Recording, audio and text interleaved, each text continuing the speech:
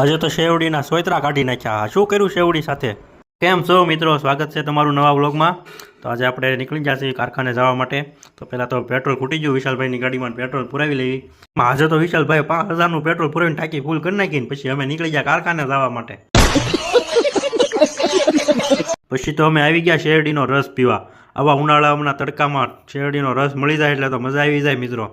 પછી તો એના વડીલે મશીન ચાલુ કર્યું ને મેળા રસ કાઢવા શેરડીનો. એમાં વડીલે તો શેરડીના સોયત્રા કાઢી નાખ્યા. ત્યાં સુધી રસ કાઢ્યો. અમે ના પડી એટલો બધો રસ ન કઢાય તોય મૂકે જ નહીં ને. પછી તો એક નંબર શેરડીનો રસ નીકળી ગયો ને અમે તો ફૂલ ટાટો કરી નાખ્યો રસ. અને મેન મારા ભાઈબંધ વિશાલે બેએ પીવાનું ચાલુ કર્યું તો 5-5 ગ્લાસ પી ગયા બે થઈને ભૂકા કાઢી નાખ્યા આજ તો રસના.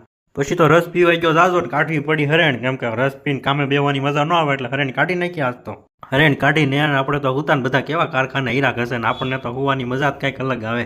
પછી તો આપણે ઘૂંટી નાખી હરેણ ને. એમાં હરેણ ઘૂંટતા હોય ને ગોપાલભાઈ સલાહ ન દે એવું બને નહીં, કેમ કે હરેણ ઘૂંટતા હોય એટલે કારખાનામાં એક તો હોય જ તે સલાહ દેવા વાળા.